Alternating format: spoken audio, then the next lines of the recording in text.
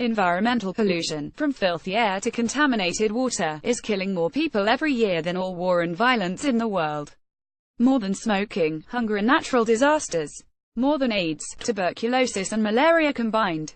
1 out of every 6 premature deaths in the world in 2015, about 9 million, could be attributed to disease from toxic exposure, according to a major study released Thursday in the Lancet Medical Journal.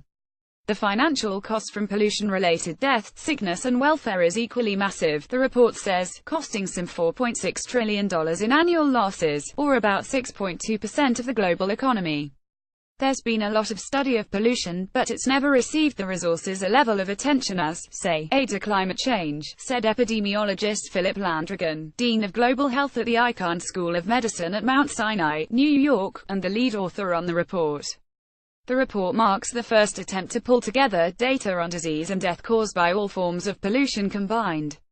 Pollution is a massive problem that people aren't seeing because they're looking at scattered bits of it, Landrigan said. Experts say the 9 million premature deaths the study found was just a partial estimate, and the number of people killed by pollution is undoubtedly higher and will be quantified once more research is done and new methods of assessing harmful impacts are developed. Areas like sub-Saharan Africa have yet to even set up air pollution monitoring systems. Soil pollution has received scant attention. And there are still plenty of potential toxins still being ignored, with less than half of the 5,000 new chemicals widely dispersed throughout the environment since 1950 having been tested for safety or toxicity. Asia and Africa are the regions putting the most people at risk, the study found, while India tops the list of individual countries. 1 out of every 4 premature deaths in India in 2015, or some 2.5 million, was attributed to pollution, the study found. China's environment was the second deadliest, with more than 1.8 million premature deaths, or 1 in 5, blamed on pollution-related illness. Several other countries such as Bangladesh, Pakistan, North Korea, South Sudan and Haiti also see nearly a fifth of their premature deaths caused by pollution.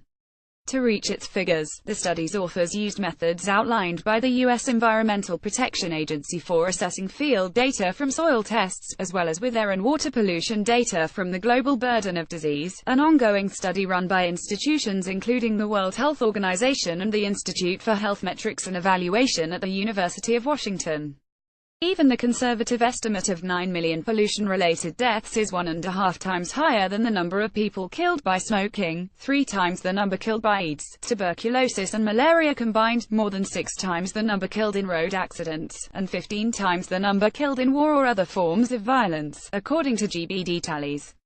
It is most often the world's poorest who suffer. The vast majority of pollution-related deaths, 92%, occur in lower middle-income developing countries, where policymakers are chiefly concerned with developing their economies, lifting people out of poverty and building basic infrastructure, the study found. Environmental regulations in those countries tend to be weaker, and industries lean on outdated technologies and dirtier fuels. In wealthier countries where overall pollution is not as rampant, it is still the poorest communities that are more often exposed, the report says. Rafiq Makbul, Associated Press. What people don't realize is that pollution does damage to economies. People who are sick or dead cannot contribute to the economy. They need to be looked after, said Richard Fuller, head of the global toxic watchdog Pure Earth and one of the 47 scientists, policymakers and public health experts who contributed to the 51-page report.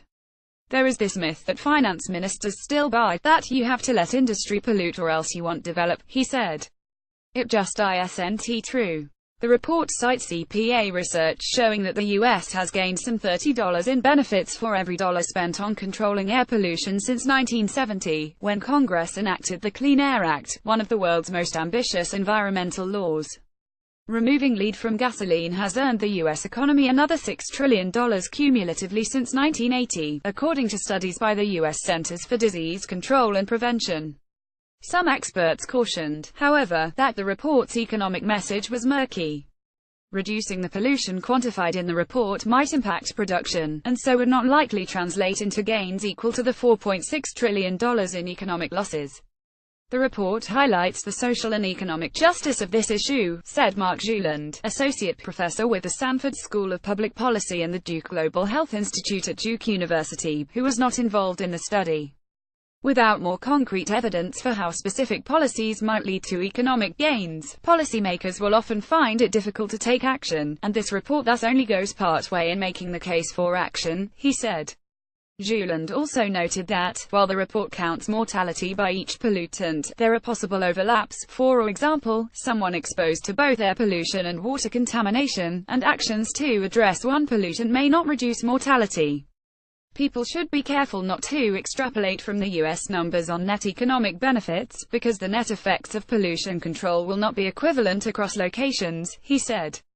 The study's conclusions on the economic cost of pollution measure lost productivity and healthcare costs, while also considering studies measuring people's willingness to pay to reduce the probability of dying. While these types of studies yield estimates at best, they are used by many governments and economists trying to understand how societies value individual s. While there has never been an international declaration on pollution, the topic is gaining traction. The World Bank in April declared that reducing pollution, in all forms, would now be a global priority. And in December, the United Nations will host its first ever conference on the topic of pollution. The relationship between pollution and poverty is very clear, said Ernesto Sanchez Triana, lead environmental specialist at the World Bank. And controlling pollution would help us address many other problems, from climate change to malnutrition. The linkages can't be ignored.